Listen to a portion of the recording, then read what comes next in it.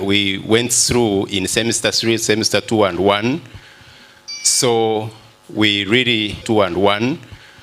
So we really need support. So, and what we are discussing today is part of their energy. It is led by the programs manager at TASO in Mbale. Just allow me option, and that is the voices of the community. And may I invite, therefore, the panelists from Tororo, Mbale City, Buyukwe, and then, sorry, Bukwo and Busia. Let's take our seats. The number is slightly shorter, but it will help us also to manage the time. Yeah, so as the panelists do assume their seats, just allow me say that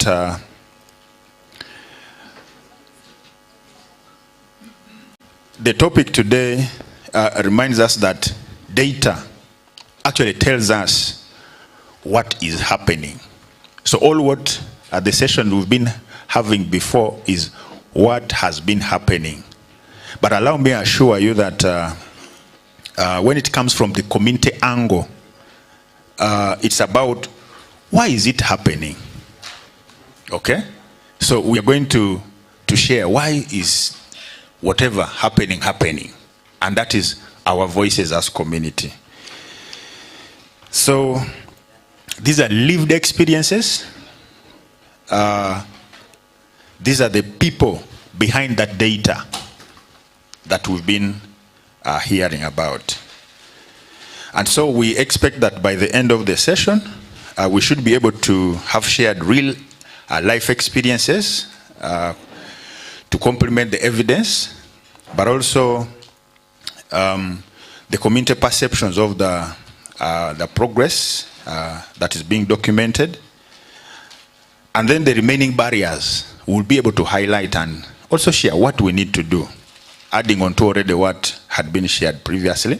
And then the key message, what message should we go back with really here from the community? So thank you so much. I have all my panelists before us. So, Tororo. So because we have a little time and we have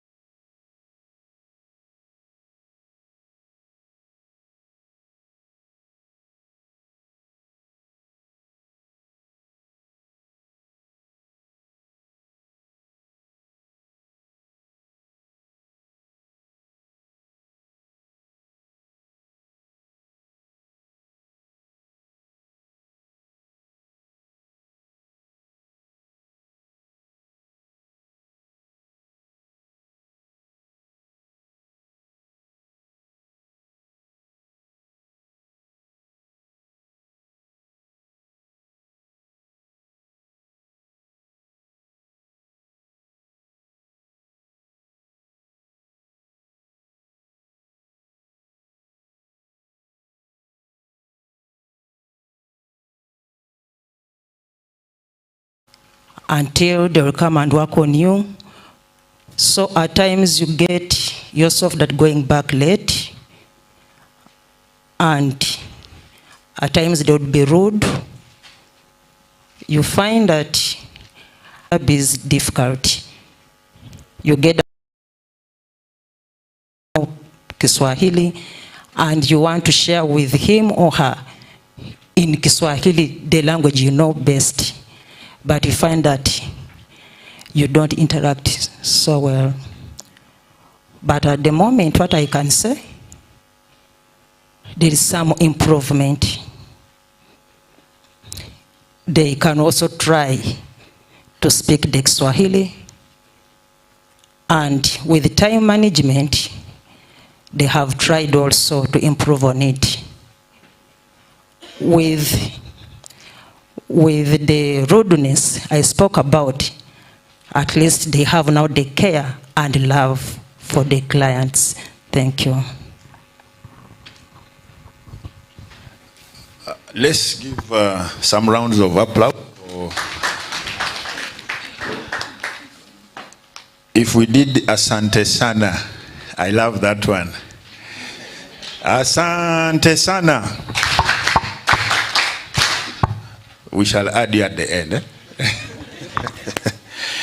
Okay, so colleagues, as we've been following through, time was really a big issue. And then rudeness, and then language barrier. But I think through the discussions, you see that really they are trying, and yeah, people are learning. And since morning, we said, yeah, teams are there to learn. Wherever we go, we need to learn. When I went to Gulu, I had to learn Acholi. I can even dance La Raka Raka. So my sister over there, after the session, we need to sample out. So now that I'm in Bugisu, I'm going to learn Lugisu. So I think that's great. Okay, so let's move on to our second panelist. And we are moving over to Mbale City. Yes. So since community-led monitoring began, okay, what positive changes have you noticed in the services you receive? Thank you very much, sir, for giving me this opportunity. If my submission was allowed because of the benefits of that we have received because of the SLM, like one presenting when the shirt is off, when you're half naked, I would be the one. Because I have directly benefited from this because I belong to the community. The truth on the ground is there is a very big change. Change number one, the attitude of the health workers at the facility. Before the SLM had come in, our workers, health workers, had negative attitudes. There was no friendly language. But as we talk, when you go there, you are welcomed, you are counseled, you are directed. If you have come for review, they will direct you. If you're a fresher patient, they will direct you where to go. So to me, that one's achievement. 2, time management. Before the SLM, the time management was a little bit poor for our health workers. At times, patients for us who could be there earliest, and the health workers come what? Late. But as we talk, by the time we reach there by 8, at least a half of the staff of the health workers, they are there. And they stay up the usual time they are supposed to go. That's one of the what? The benefits. The other one, which used to be worse, was the referral system. By then, the referral, they could refer you without a document. Please, you go to Maine. Without a document that shows that you are being attended in the facility. But as we talk now, there is a documentation. You go with a document that talks on your behalf as you go to the Maine hospital.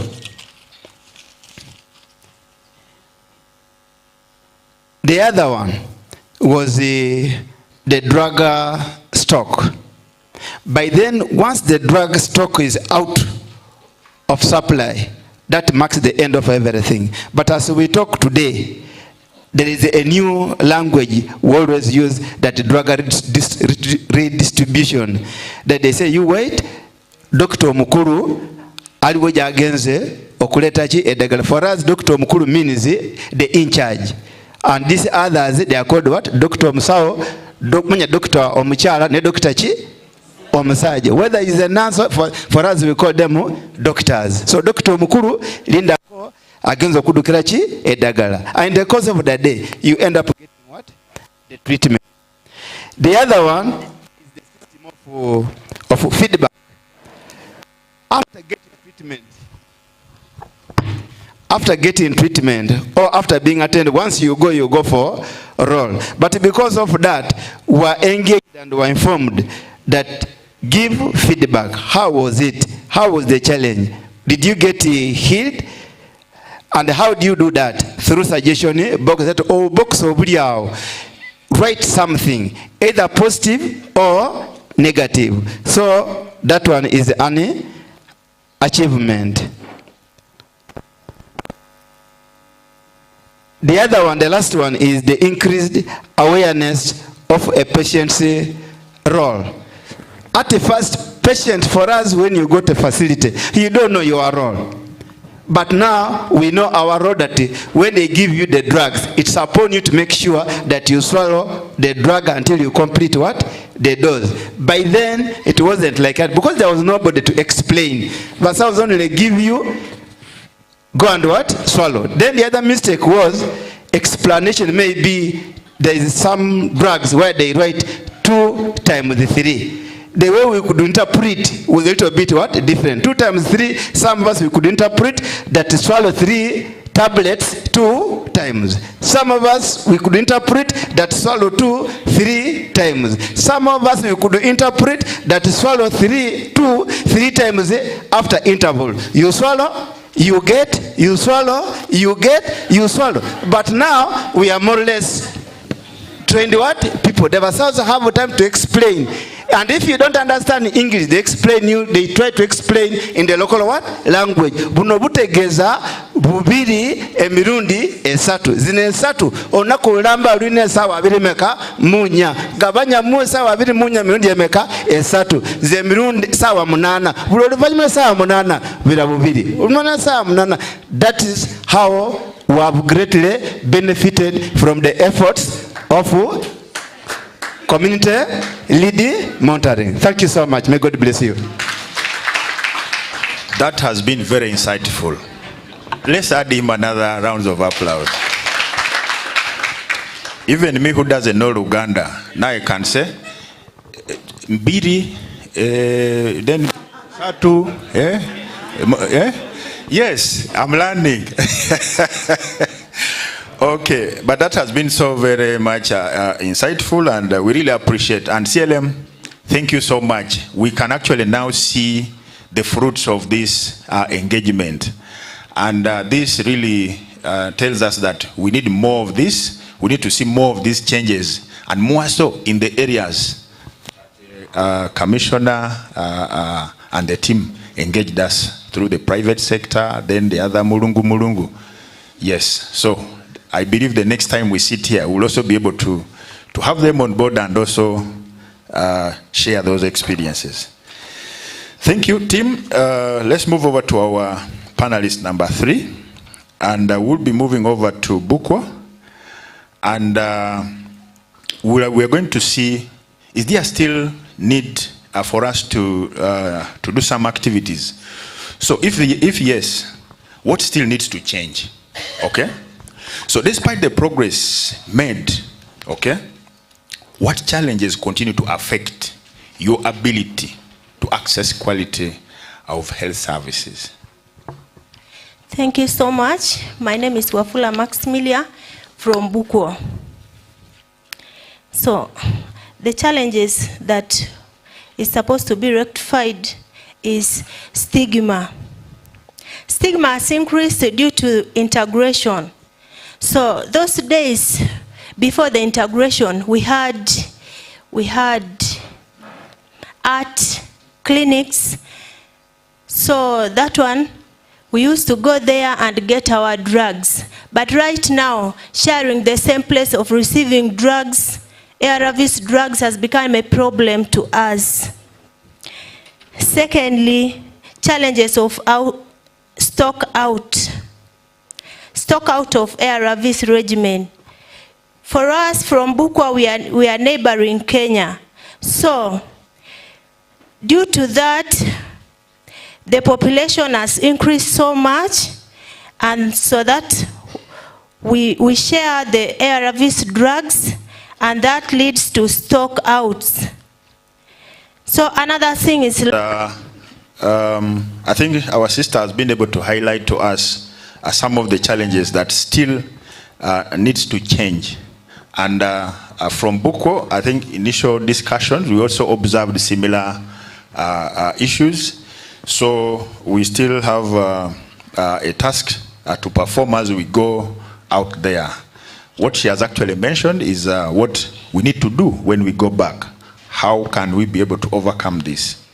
But perhaps we'll be able to discuss as we wind up the session. Yeah. So colleagues, moving over to our fourth panelist, and we are moving over to Busia, and we would love to see really the community message. What message? Because we said at the beginning that data actually reminds us, tells us what is happening, okay?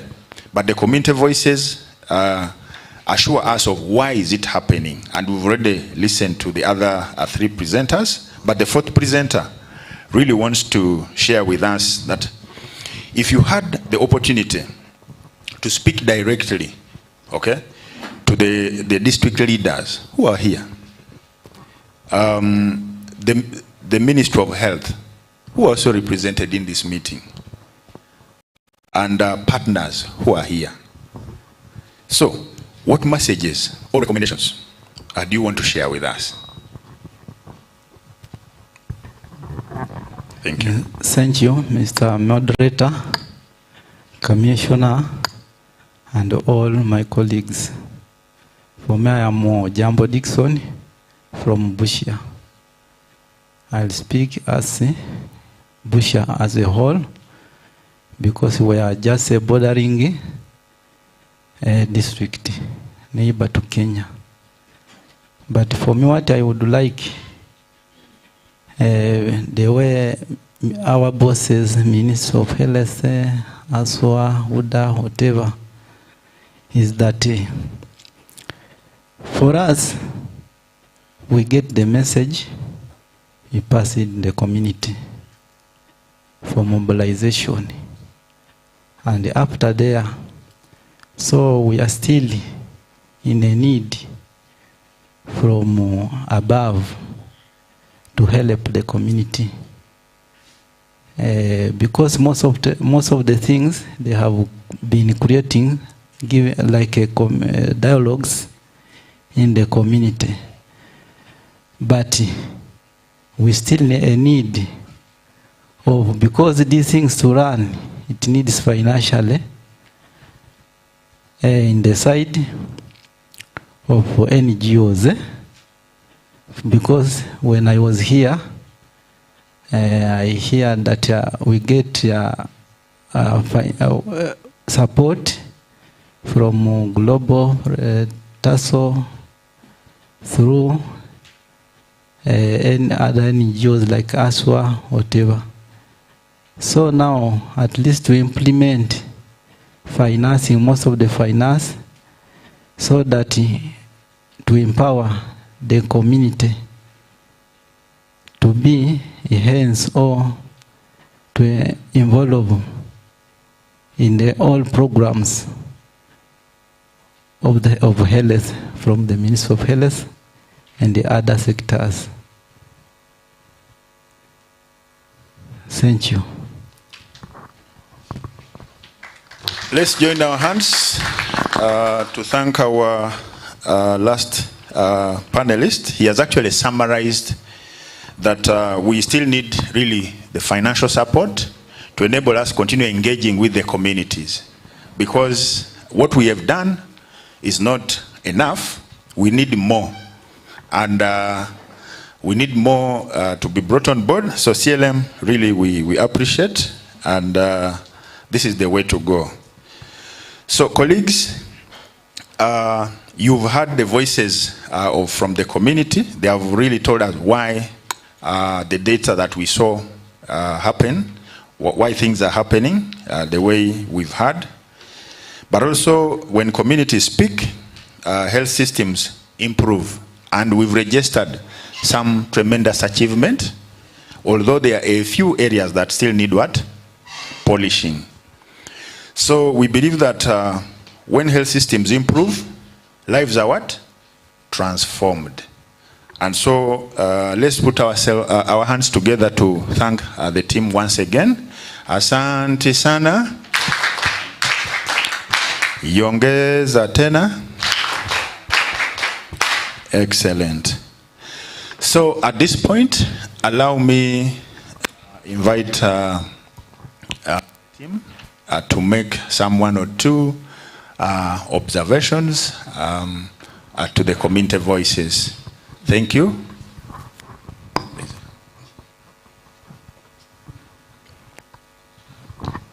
Yes, thank you so much, moderator. Thank you so much, the presenters. I just wanted to have a comment on integration, where I think there are about now 3-4 presenters mentioning stigma and the confidentiality issues, yes, as far as integration is concerned. In Namutumba, we are having a different picture.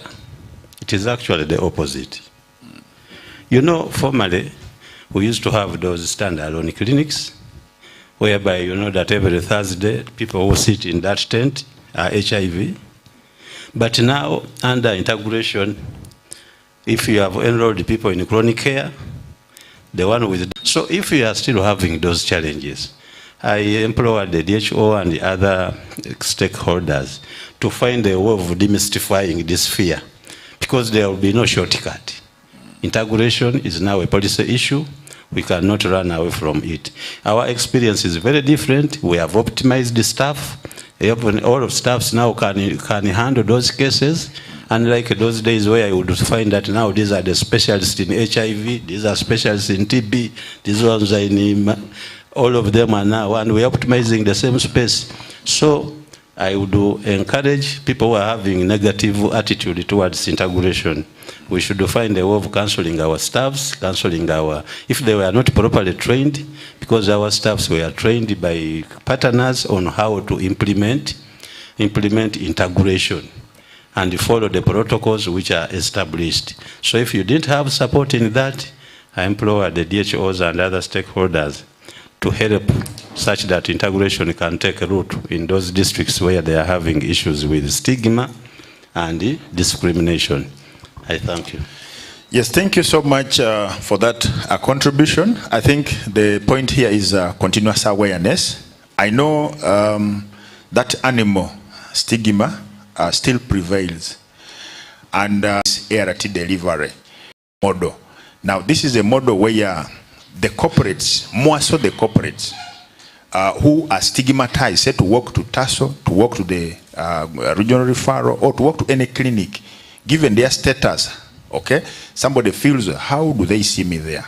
So one of the models that we are packaging out there, and these people could be in your district. If you have a friend, a colleague, a relative, send them to us, send them to me, connect them to me. We have that package where we serve them within the city, in a place of their choice, within Mbale City, since it's just beginning. Now, we do that early morning before 8, after 5, because we maximize the time for serving the other clients.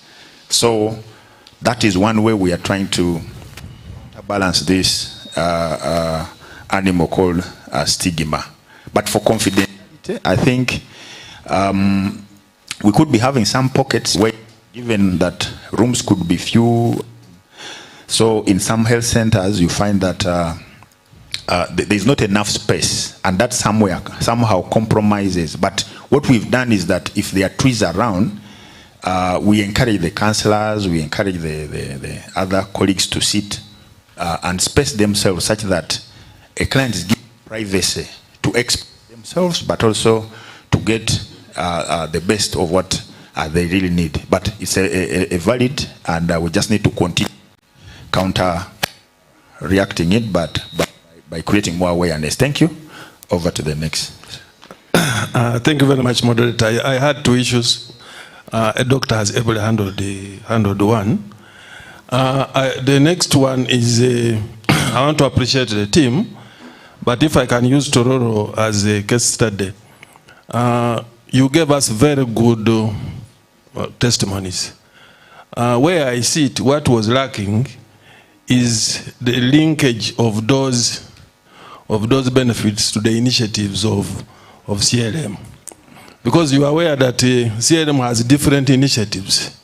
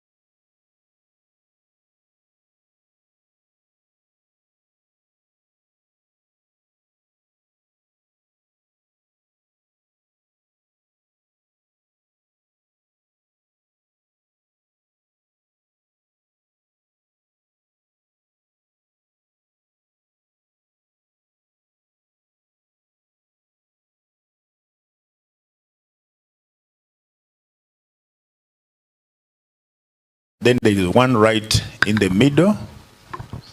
Yeah, thank you so much. This is Tororo. There are two issues that touched me ideally. I want to first thank the presenters. One is the issue of the cross-border population, which causes a very great fear, where one of the presenters brought it correctly, that because of the uncertain populations, there are high risks of having stockouts, and some of our clients go away without what? Without medication. This is not very right, and I don't know what nature of discussions that the cross-border teams normally do, because I'm aware of the various meetings of which Ministry of Health is part of these meetings. Maybe through these meetings, through this particular engagement of today, we would wish to hear from ministry. What have they done to ensure that because of these populations, because all borders are porous, to ensure that our dear clients do not miss out what? These refills. Number two, which touched me again was the issue of the weather changes, where rains are hindering some of our clients from picking refills, heavy rains, and these bad roads and the next. I'm also aware that the ministry has made it as a good practice to standardize the issue of mild drug dispensing. If we very well know these seasonal rains, that they are normally in such a month, isn't it possible for us in such areas where we have threats of heavy rains that may scare off our clients to do the multi-drug dispensing? Because ideally, at the end of the day, if our clients are not accessing these medicines in the right periods, then we are leading them to a more dangerous situations. So for me, before they recommend, I think it is acceptable even up to 6 months. For as long as this client is stable, the viral load is stable, why can't I issue medicines to run him or her for the next 6 months? Not monthly, where somebody will fall out of the actual cascade. That's my submission. Thank you so much. Thank you so much for those points. Thank you so much for this opportunity. I want to take this opportunity to respond to my counsel who has asked what interventions led to those achievements. As we all know that CLM has very many interventions that lead us to where we are and where we are going to after here. The first intervention is after data collection. Of course, we sit and analyze this data. We also do community feedbacks where we verify. First, we share the report with them. These are your findings. We also verify with the community. Are these things that were raised, are they the real picture? When they give us, they are verified and we prioritize with the community. Is when we come to the facility and present what we have agreed with the community.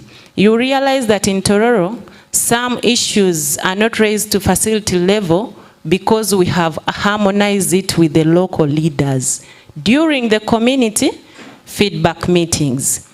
Likewise to the district and likewise to this dialogue. Then, as an organization, we have other projects. As we move to these facilities, you may find that the same facility has 2 different projects running. We use another opportunity of a sister project to verify, to ask clients we meet, how do you feel about these services here?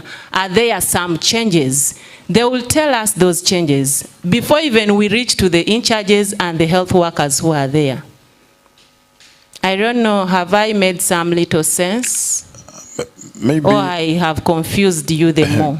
Maybe say something around the stigma, and then there were issues of confidentiality. Yeah, the issue of stigma and confidentiality is still an issue.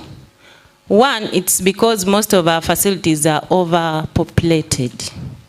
You'll find that, yes, we have the chronic care rooms, but there are very many out, and they are all struggling to get. And you know how they pack the medicine of ARVs are in bottles. They are not like this other medicine of hypertension and so on.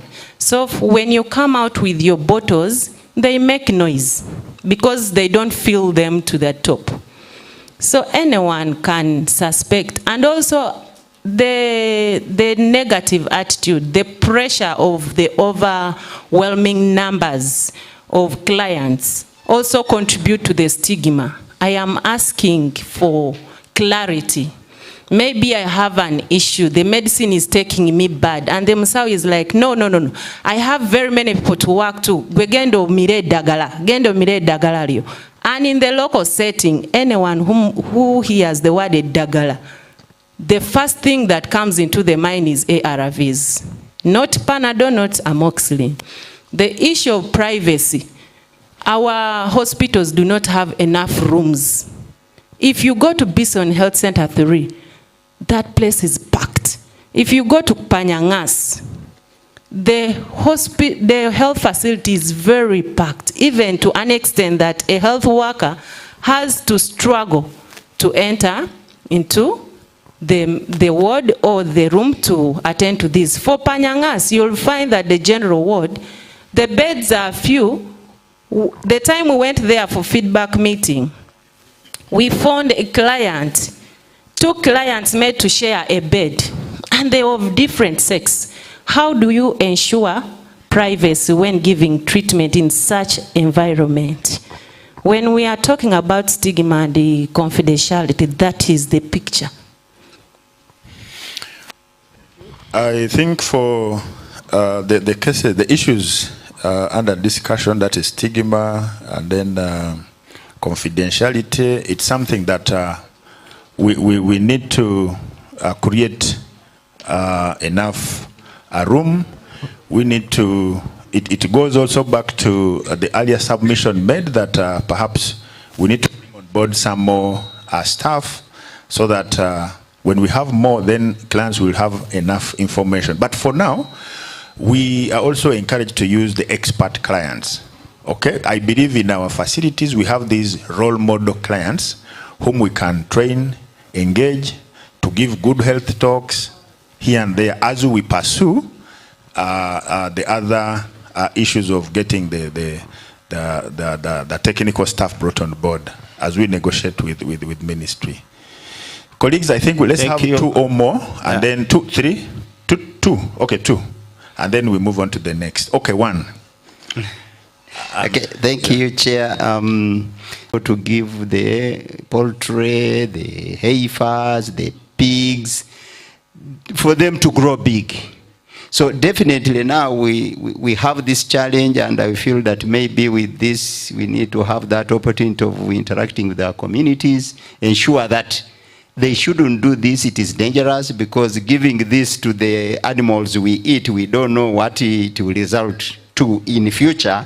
So definitely I would say that we need also to ensure that we talk to our people, create awareness, and they stop that behavior of giving these drugs to the animals. Thank you. Very well summarized. Colleagues, let's take the microphone to the Commissioner so that there were some concerns that were shared. This is around missing refills, the 3 months. There is overwhelming numbers. And I know you are noting also a few other issues to crown it up, and then we call the session. Yeah. Thank you. Yeah, I think the team, you can take your seats. Again, to thank the panelists. Yeah, let's clap for them. Thank you. Yes. Each time I sit and listen, I begin to appreciate that we are looking at a community that can create health for themselves. And for me, that is a plus for this kind of innovations. I want to address myself to the border communities. I've tried to interest myself to visit almost all the border points in Uganda for reasons that when people begin to talk about, spillover of diseases into our country, you will discover that the major focus is around border posts. When you go to district like Busia, they will only focus on Ross. So everybody around that border point must be screened. And even when we go to do security meetings, for whatever reason, that is our concern. But you see, these borders are not marked by a wall. In most places, actually, you can only be told by the community that actually you are standing in the other country without you knowing that you are in another country, because it passes in the compound of somebody and crosses the other side. Part of his compound is in another country. His compound is another country.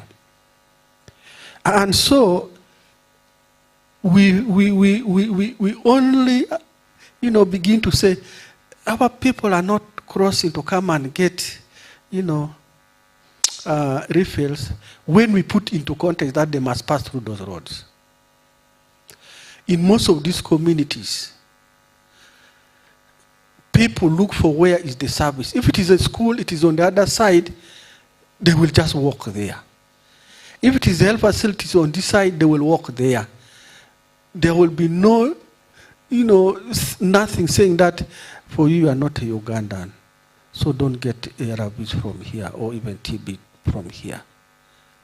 And that's why Uganda has found it very difficult to say for any health service in this country, produce an ID and then we give it to you.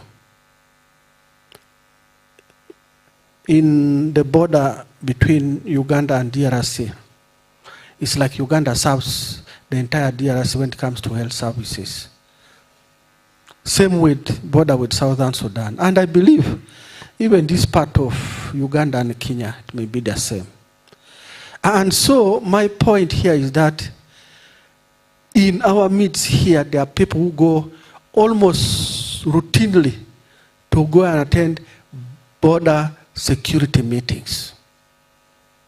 Then there are those ones who go to attend these matters. Bring out these facts that you see our people who need ARVs or TB medicines fail to get their refill. It can be sorted out from there. It doesn't really need another policy to come up and say, it's the policy. That's my thinking. The most important issue around integration is that even when we are integrating, let's ask ourselves, why are we asking for the integration? In any case, and by the way, all other disease conditions in this country, even with this funding landscape which has dwindled, HIV still has the biggest amount of money. And so we are actually asking for integration so that we can integrate ourselves into this disease which still has money. But remember, we are learning from this community-led monitoring based on the fact that we had gained miles when we started intervening and giving HIV services up to people's homes. And so we had made so much gains to the point that we are even beginning to say 2030 is too far away to eliminate HIV. That's how far we had gone. And so even when we are preaching integration, let's not reverse the gains we have achieved in HIV. We can reverse the gains in any other thing like gonorrhea, like syphilis. You can reverse the gains, but let's not reverse the gains we have achieved in HIV. It will be very difficult to take it back to where it came. And so even when we are integrating, as communities here, let's ask the bigger question. This kind of innovation we want to put, will it reverse the gains? Let's ask those questions. I know many districts and facilities are at different level of integration. And also we are at different level of maybe infrastructure development, staffing level, whatever it takes for integration. Because when you're integrating, you're looking at the staffs, you're looking at the infrastructure, you're looking at the finances. Let's be careful about these elements. So that you don't say, Busia has integrated fully, 100%, I want to be there, without due consideration, how did they reach there? Because this stigma we are talking about is very real. It's very real. And if you think the integration is going to multiply the effect of stigma, take a step back and say, how then are we going to do it? Our community is not the same as community of Busia. How are we going to do it? What is it that we should protect? Okay? So see what you can protect within those gains. And the steps we take in integration should not be the same. Are we together? No one shoe fits it all. Stigma is still real with us. I went to one facility. They were talking about, you see now, we have sorted out this stigma, and even in our pickup points for medicines, things are okay. I happen to know where that pickup point pharmacy was. I also went there to go and just force myself to buy something. So I also went and stood there. I incidentally found people who had gone to pick their medicines. When they actually saw me, they pulled their books from the pharmacist and walked out. And yet me, I stood aside, I said, you go and be served. The person who went out went and told the other friend that one is the doctor we used to see in Gulu. He could have come for some other thing. He's not infected. You get the point. I had just gone there for support supervision in the facility, and then I heard about the pickup points. I went there to supervise like Balaam. But I didn't say anything. Thank you. All right, thank you so much. We are so far good. Yeah, I want us to, we are almost coming to the end. So let's give at least 20 minutes of this and we conclude. At this time, I would like to invite the last panel, and this will be the panel of the cows. And this will be led by the ED of Udha. Please, Mr. Hood Kagoda, you can take up the seat and invite your team.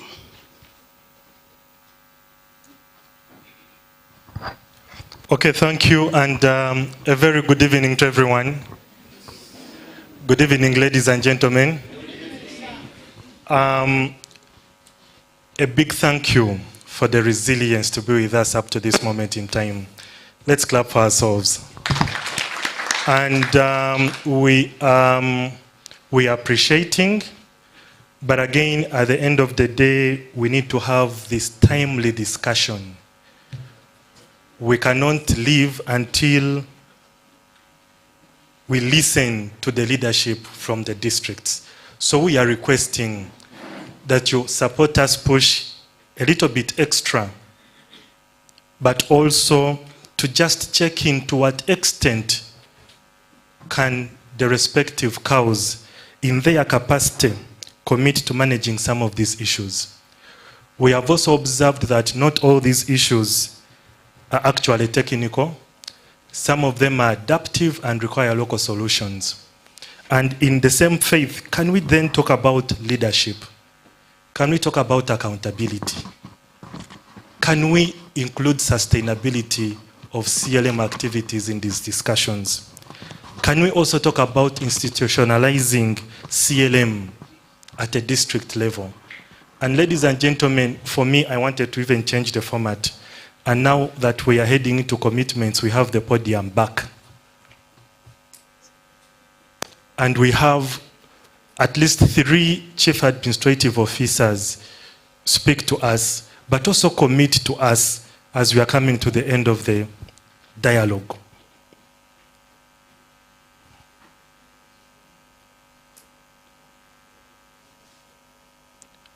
Because as much as we believe that some of these issues are multi-sectoral in nature, we can still have the leadership tell us, but also commit to us. So ladies and gentlemen, in 5 to 7 minutes, I'm going to invite the respective chief administrative officers of Namutumba, Buko, and Imbale, and we shall have Namutumba start with the discussion, and their question is very, very simple. How can then, after hearing all today's discussions, how can districts institutionalize community-led monitoring so that community feedback routinely informs planning, budgeting, and performance review beyond donor funding? Thank you. You're welcome.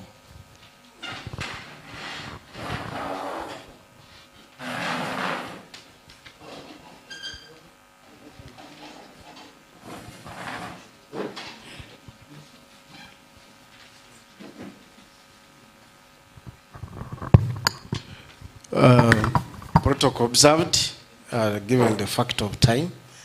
Ladies and gentlemen, good evening. I hope everybody is okay. It's not easy to talk to people who are very tired, but we are hopeful that we bear with African culture. We are the last animals when you are coming back from that side. You can't eat too much. So moderator, bear with us. In a special, I want to thank everybody who has made this contribution to making sure that CLM is very, very core in the way we deliver our services.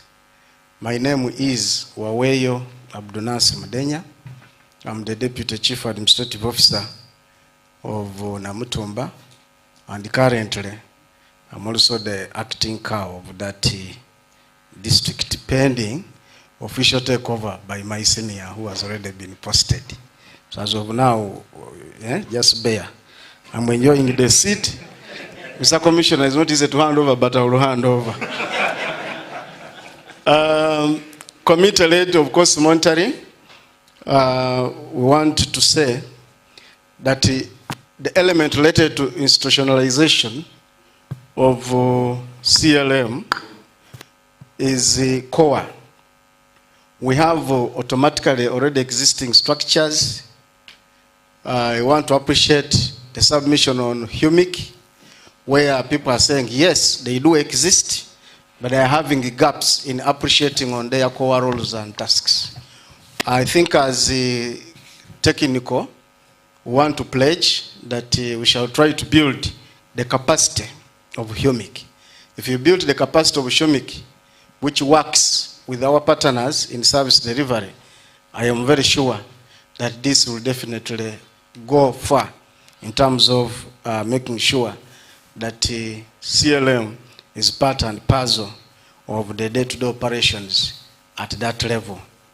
And of course, we have the sub-county councils, which play a core role in decision-making in terms of health service provision at that level and up to the district level. And that will be done within our mandate.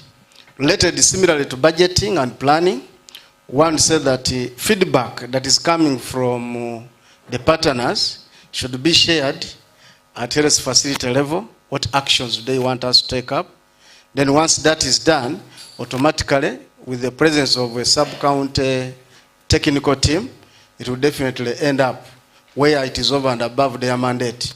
Will definitely end up in the district council through the technical planning committee at the district, and then we shall find ultimately where we can handle and where we cannot handle. What we can handle will be budgeted under the Department of Health using the available budget lines. Where we are unable, it will definitely be deferred to the Minister of Health for further management from the regional level. The staffing norms. I heard here people say that sometimes our staff are a little tough. Yes. How fair would it be if it were you working from 8 to 8 and there is no rest? You definitely black out.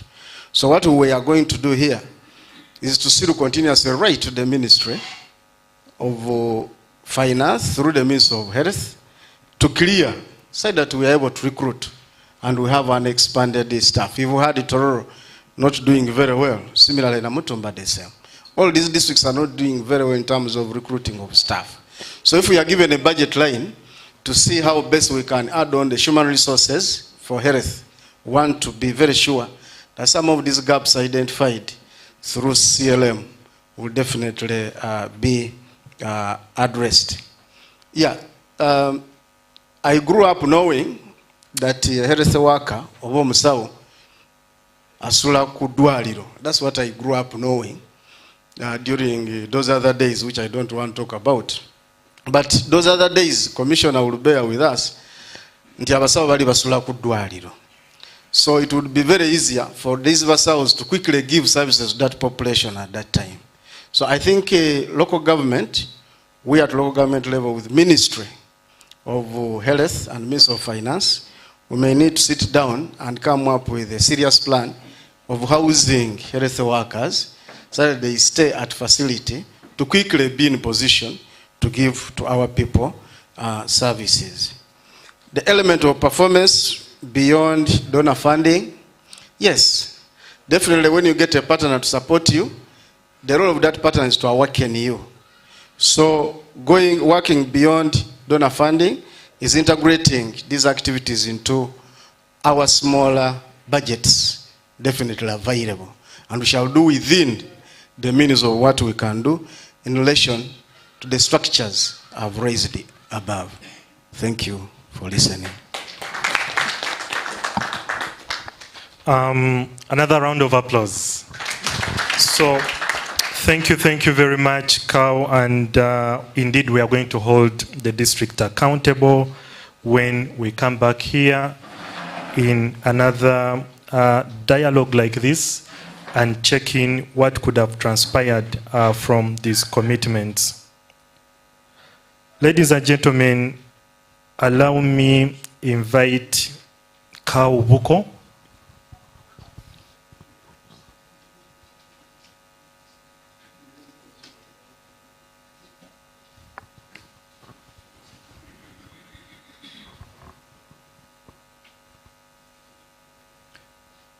The room is so quiet, at least a round of applause. You are welcome, and just to appreciate to what extent do the findings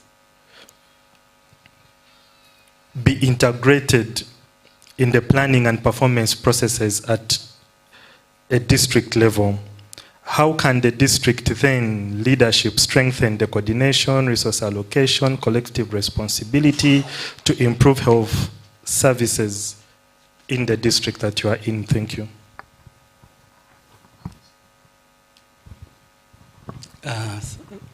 Good evening, everybody.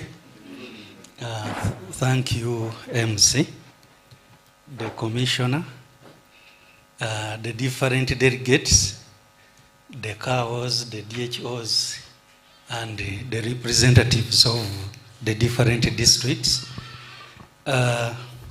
My role is small. The issue is about coordination and resource allocation. The issue of coordination, as CAO, this one is discussed in the TPC. We look at the gaps from the health sector mainly, because all these findings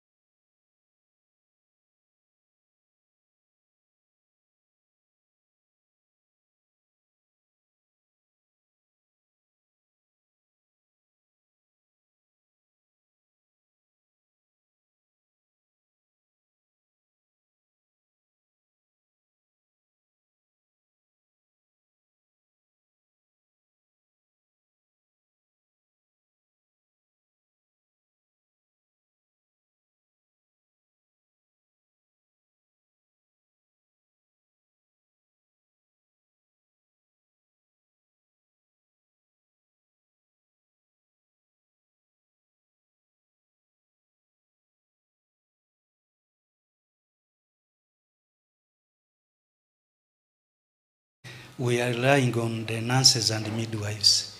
Those are the most recruited cadres in the health sector. So if she goes on maternity leave, what will happen? It will create a very big vacuum. You will have again to move another midwife from another center to come and close the gap, which is not logical. So we shall continue writing and lobbying through public service that we try to close the staffing gaps. Then the resource allocation is, you know, we have resources from the center. That is our main funder, Minister of Health, or Minister of Health, public service. Then the Minister of Finance for development and other activities. Then also the partners. The partners, sometimes they have been recruiting some staffs to help us to close the gaps, but they also have limited funding. Now everybody talks about the Trump factor, so they no longer avail us funds to recruit staffs. Then the local revenues. You know, our districts, these are small districts. We don't have enough local revenue, but whatever will be available, we can use it to support our staffs. Because you know, Buko is a hard to reach district. And even up to now, we are struggling for the staff to get the hard to reach allowances. So the little which we get, we shall allocate it in case the DHO presents the justification for support. That one we shall do it as a district. Thank you so much.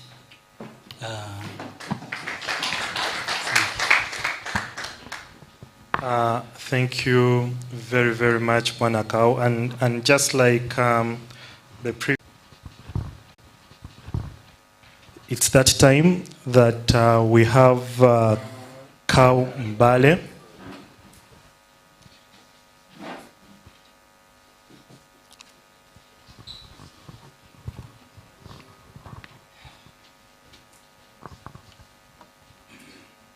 Thank you very much. And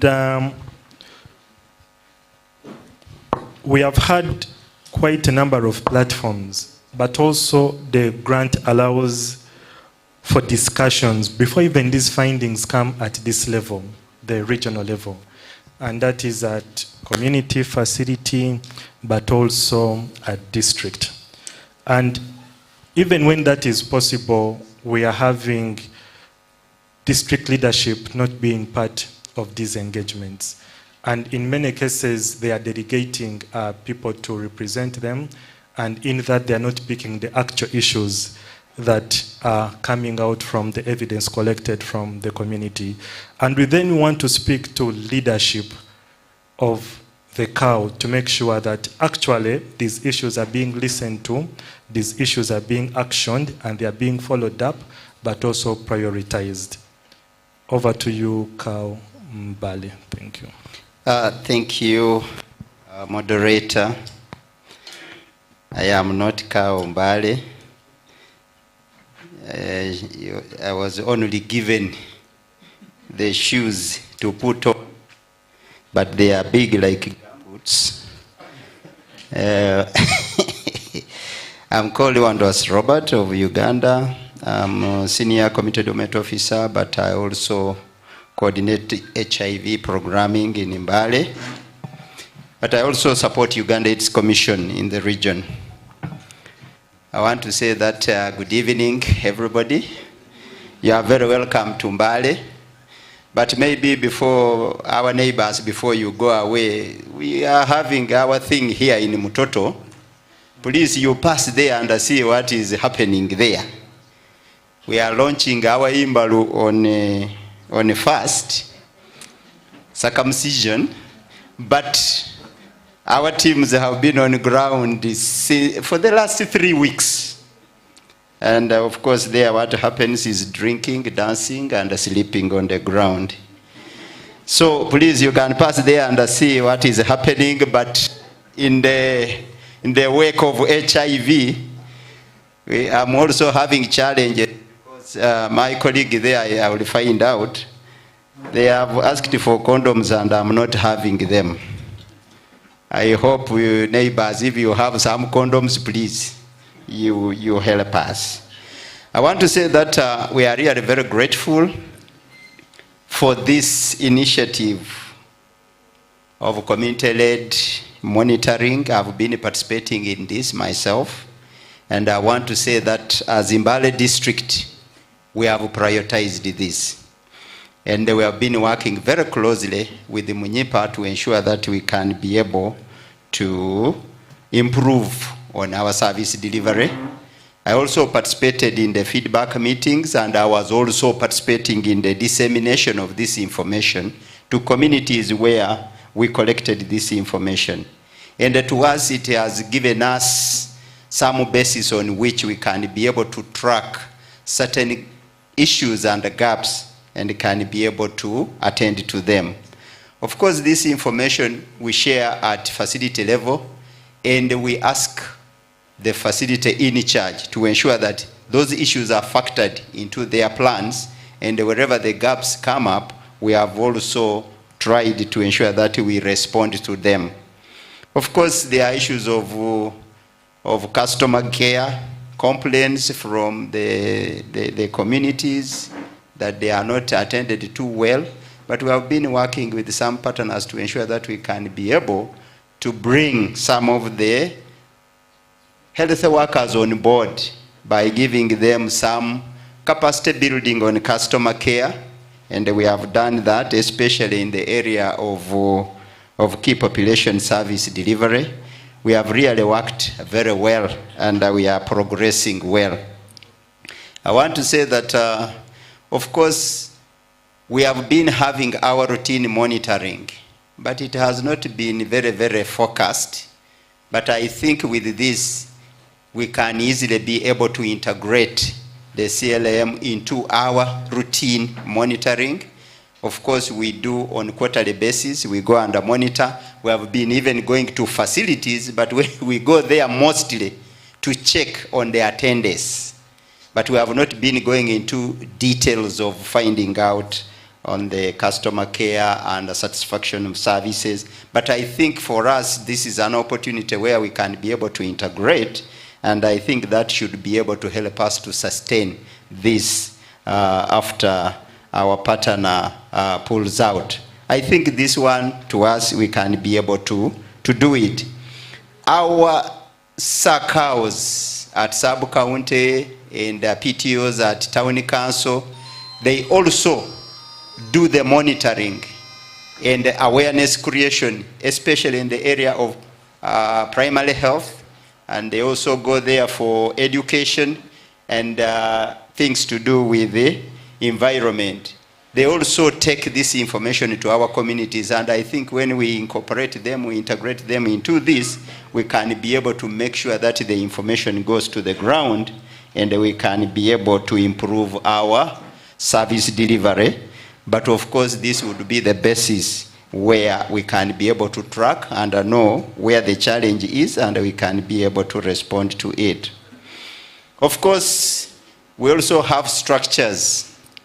We have the health management committee, of course, at the district, at the facility level. I think for us, we look at it like if we operationalize this, and still it is the PTO at that level in town council and the SACCO in the sub-county, who again also supervises that. I think when we bring them on board, we impress upon them, they will be able to go further down there to help us to ensure that we can be able to make a good delivery of services at that level. We have HIV/AIDS committees Of course, definitely at local governments, they are not so functional. They are on off, but at the district level, they function. So we want to use that opportunity that we can be able to also reorient the local government agency structures, which can be able also to help us respond to the issues of HIV, so that we can be able to do our service delivery in that area properly. The 0.1%, I think that is also an opportunity for us that we can be able to allocate some smaller resource to that area of CLM. But however, like my previous senior talked about, these days, these districts have become very small. For us, initially, Mbale used to take the whole of this plus Bukedi. Now, we have become almost like only what used to be a county. We have become small. And of course, that one also affects our local revenue generation. For me, as a Mbale district, our biggest town now is Busiu. Our biggest town is Busiu. But I don't know, people who have gone via Tororo, you know Busiu. That's our biggest town now. Because where we are putting the headquarters is just a smaller line of kiosks where we are putting there. So realizing local revenue has become a bit of a big challenge. I know the areas we had before here of Nakaloke, Nauyo, Bugema and so on, where we used to collect the local revenue, we relinquished them to city. I hope my colleague in the city will be able to support me, because we gave birth to city and we gave them plus where they would get the resources. So when your father asks for some resources, you give. So, but definitely we want also to appeal that my fellow Mzee here, you know, I used to work with him, but time came, he fell into things, and I didn't see him. I'm just seeing him today here. So I want to say that we also wish that Uganda AIDS Commission, together with the Minister of Local Government, they need to follow up this allocation of 0.1% so that it can be actualized. I know that in some places, my colleague here in the city, who even has a better revenue source, has never even accessed any of that money to implement. But because we have not had the goodwill of the political leadership and prioritizing the activities of the HIV response, but we feel that we can be able to appeal or advocate government to increase that percentage so that it can also be able to include other things, and we can be able to improve service delivery to our people. So for this, I would say that we are trying our best. We want to ensure that we can be able to make things work, but a critical one is information. Of course, sometimes we can't be able to know the magnitude of the problem if we don't have good information. We want to say that we are also working on ensuring that we can build the capacity of our data managers to ensure that they can process for us good data which can help us to make decisions. But we also wish that our managers managing the data should be able to be making this data available for our partners who would also use it in order to support us. Like for us in Mbale, we have a website, but sometimes you go there and you don't find anything. So we want to really appeal to our biostats with the DHOs, CHOs work together so that this data can be uploaded there, and when we want to talk about certain things, we can be able to go there and access this data so that we can use it to improve our service delivery. In the final, I want to say that this appeal also goes to Uganda AIDS Commission.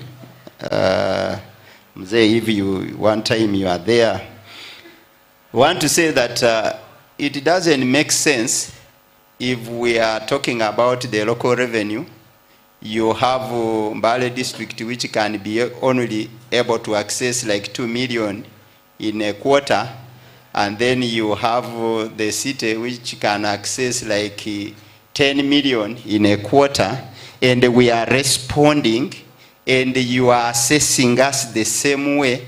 I think that is not fair. I would think that as government we would deliberately think about allocating some resource across for response. For those who have other complicated issues can be presented, and maybe an additional resource can be provided. But we would feel that we need to do a response at the same level, not the city doing well and the district is not doing well, and the people work in the city, sleep in the district, work in the district, sleep in the city. So we would be not making a good response, especially when we talk about the HIV response.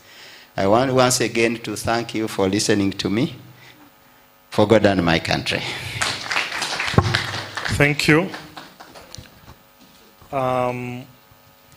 Thank you very, very much. And ladies and gentlemen, not for only him alone, let's put our hands together for the respective cows that have been in front. And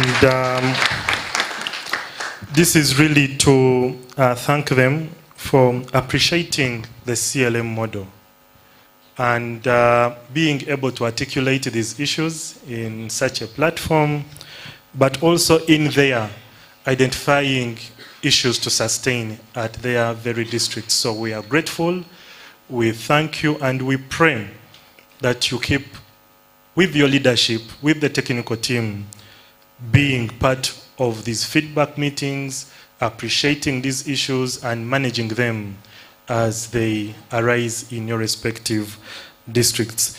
Ladies and gentlemen, at this moment, let me stand up and in a special way offer our appreciation to the coming of our board chair, who is also D.H. Onamutumba. Now, after the CLM has ended, we are inviting you, Dr. Kiria, to say a word to us, because then we appreciate that most of this has been possible with your support from the beginning to this point in time. Ladies and gentlemen, let's put our hands together for Dr. Kiria.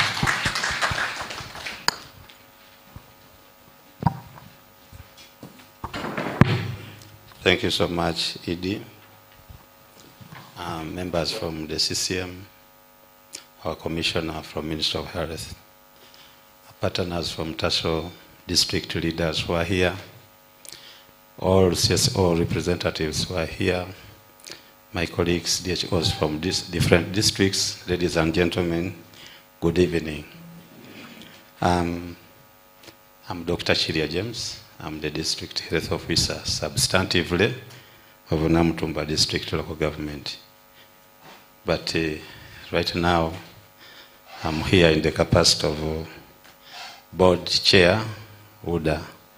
I'm the current chair of Udha board and development needs. And here we are, vision, which we had in 2003. So I get very delighted to be here to witness this, because whatever we have been discussing is purely in line with the vision which we had at that time, those of you who have read it. So I really appreciate the country coordination mechanism members who are here for your oversight role you are doing and ensuring that Udha is on course with the principles and core values of the intentions of the entire program. I'm also appreciating the presence of the commissioner, who is here to make sure that policies we are discussing and implementing are in line with what is Ministry of Health is supposed to guide us. I'm also appreciating TASO, who are our main funders, we have been with TASO for almost 15 years now. We've had a very good journey, and I thank you so much for really entrusting Udha, and you have made us a giant in the region of Soga. And I believe now no organization can really muscle us in terms of HIV and TB activities and AGY. So we are a giant because of the support we have got from TASO, and we really appreciate.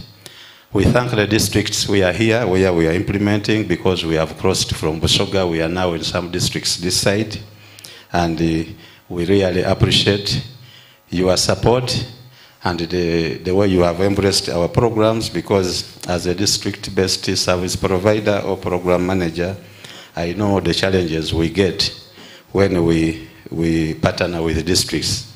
But the districts we are here, and even those we are not here, we really appreciate the partnership and the support you have given our frontline staffs who are implementing, and the CSOs who are based in your districts.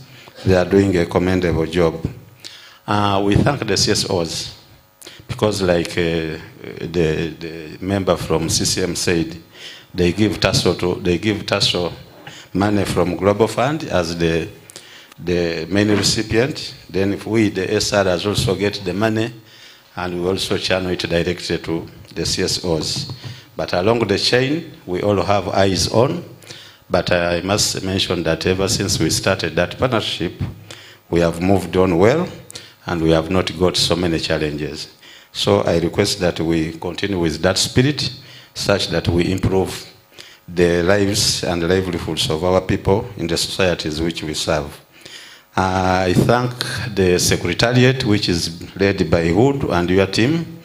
You really have done a good job for Udha and the entire society you are serving. Lastly, I thank all of you who have managed to be here on behalf of Udha. And for me, like I said, as a vision bearer who know how we started, I'm really delighted to be here to witness such an occasion, which we really just dreamt of at that time, but now it has become a reality. I pray that even this grant we have just written recently goes through and Udha is considered, such that we continue with this partnership. I thank you all for your participation, for your contributions, for your discussions, and I just wish you Johnny Masses back for God and my country. Thank you very much, Doctor, most especially for the prayers. We received them, and at this moment we are closing the Semester 3 Regional CLM Dialogue. And ladies and gentlemen, allow me to invite CCM to close officially. Thank you.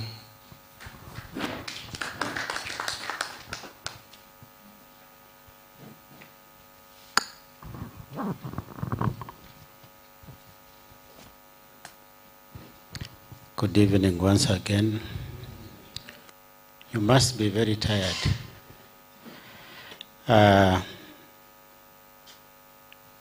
All protocol observed.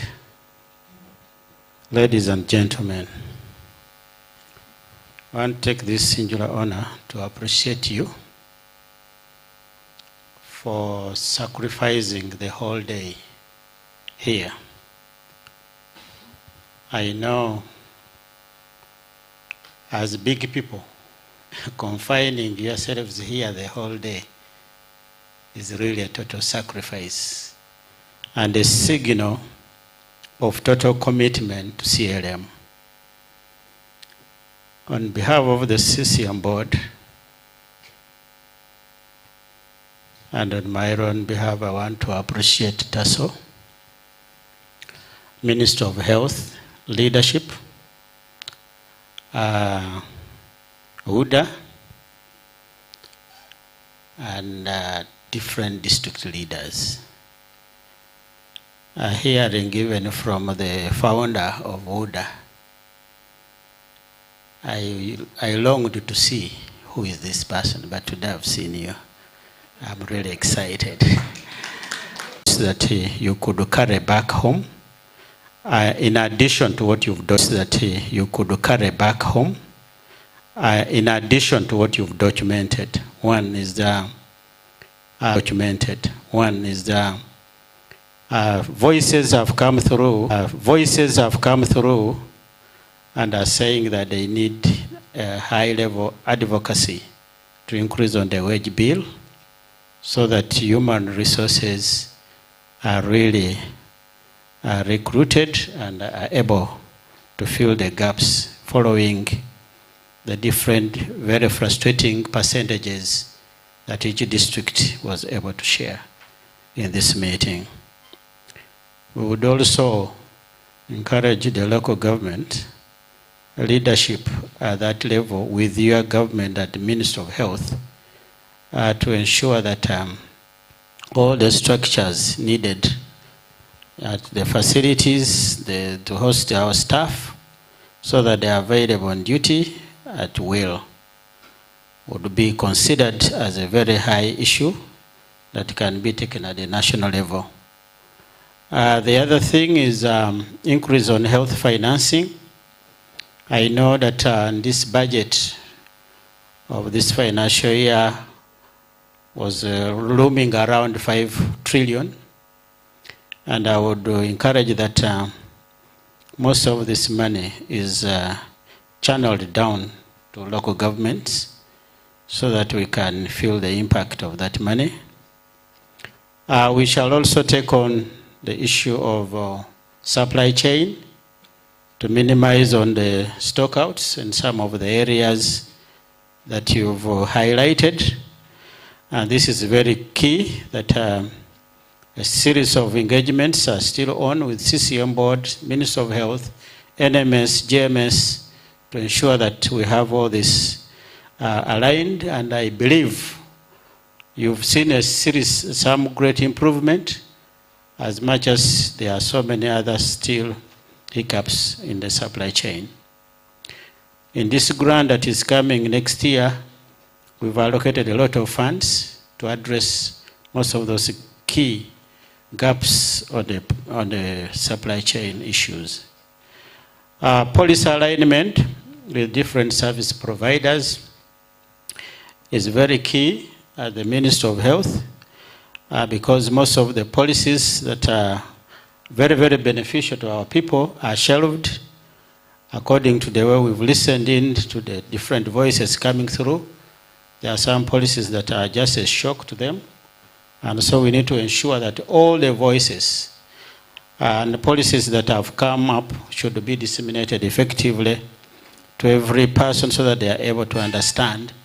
Because some of the communities assume giving them a service is just by favor, not by merit.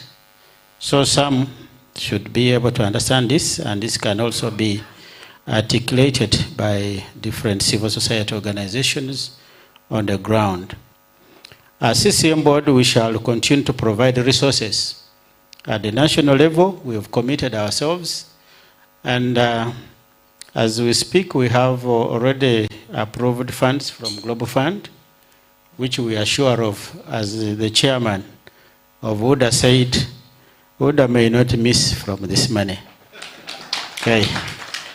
So the money is there, but we want proper use of these resources so that we get benefits out of it. To the regional team, I have some regional officers are present here today. There's some lady on TB, someone whom I saw here. The regional referral hospitals to be part of the regional dialogues so that we ensure that all, because some people like the regional community health team leader at my regional referral hospital was supposed to be part of this meeting.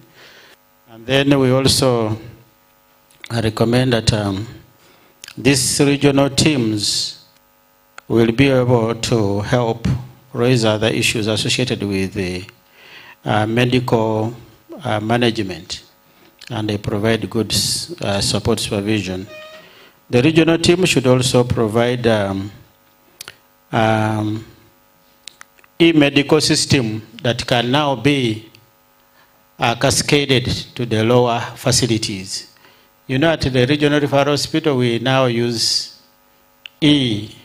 medical capture, like in simple terms, that most of the things we do, we record on the system at anybody, anywhere, within the facility. If you go through the system, you will find so and so has this. It will minimize the issue of you people who wait. You say that someone can get ARVs in Busiu and then also come to Namatala and get more, then sell some to the pigs or to what? I don't know. You sell to pigs or you give to pigs. So you know what you meant there. So, but if we have everything online, it will be very good for us to track. That when you've got it here, immediately you come to Namatala, I open, I just see you've just received from Busiu. And automatically I say, hey, what else do you need? And the person will vanish forever. We are also committed at the national level. We want to engage with the Minister of Health and other budget managers to ensure that we have sufficient budgets allocated to local government. I know most of these activities happen at local government, but they get very small funds. But with our engagement and advocacy, we are going to get there. District leadership, we want you to do the following for us. Disseminate the key policies that you've received. Don't just keep them in the office of the cow and keep quiet. And if there is any policy that has come to the DHO's office, we would encourage that you share with the necessary leadership so that it can be cascaded down to every person so that we are able to speak the same language.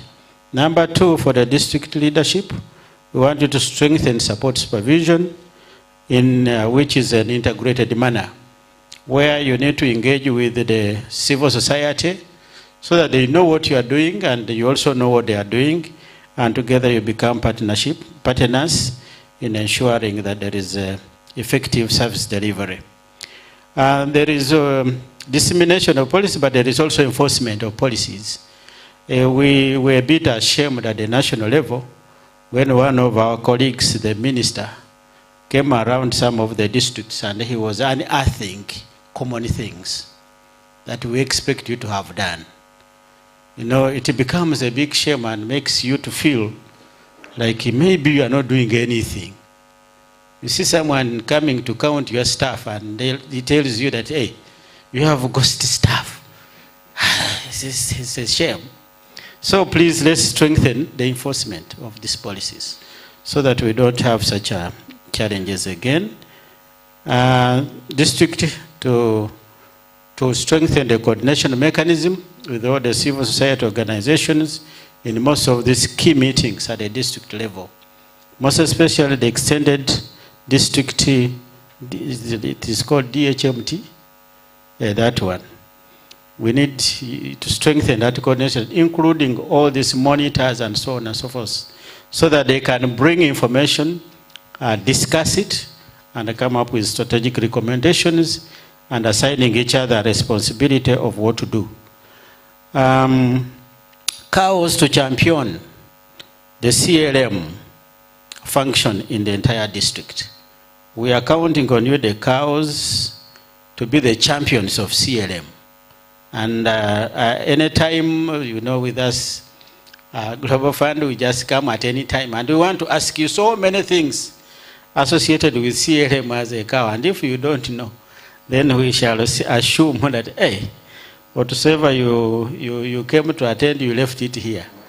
So we are requesting that please champion this thing because it is able to change our districts. And when our districts change, the deputy cow, the next minute you'll be a full cow. And the other week you'll be a commissioner at the Ministry of Local Government because of the difference you've made. CSOs, civil society organizations, we have monitors, we have CBOs, we have others. These are the highlights that we want you to carry home from our guidance, just our highlights. Extend CLM to other key strategic groups in the communities. Let's also concentrate on government facilities But let's draw lessons from this to engage other groups so that our service delivery, utilization, and the consumption is improved. We need to conduct community dialogues frequently using this data so that people can appreciate that the government is doing a good job and also other partners in the field. We ask you also to advocate where things don't work. Carry on with the keep friends. Make a friendship with the district leadership, the sub-county leadership, so that all you make this friendship and ask them to help and support where there are gaps. Build networks between the CSOs. You, the CSOs, should speak to each other. Should have a forum where you meet and discuss most of the things so that you are able to learn from each other and support one another. There are some CSOs with big monies and there are some CSOs with bankrupt accounts. So let's have that kind of network so that we leverage on one another's effort. Make sure that you position yourself to participate in most of those meetings that I mentioned about, the district meetings, the DHT, the extended DHT, the TPC, and so on and so forth. Strategically, you must position yourself that when you get there, you make impact. But if you go there to eat their food, silently there, then you escape. The next time they see you, they will chase you out. So please strategically get the right information, and when you get to those forums, please be relevant.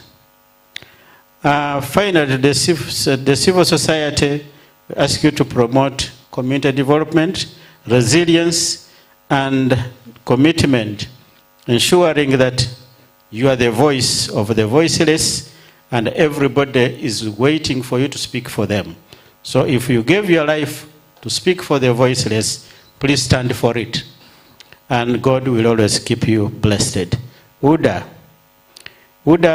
document these case studies and share from different perspectives so that they can be our reference to our different partners. We don't only receive money from Global Fund, as CCM, we get from different players. We get from GIZ, we get funds from JIPEGO, we get funds from USG, we get funds. So when we get these studies, case studies documented well, they can give a leverage to what we want to engage any partner to give us resources. And we can roll out these models to different districts all over the country.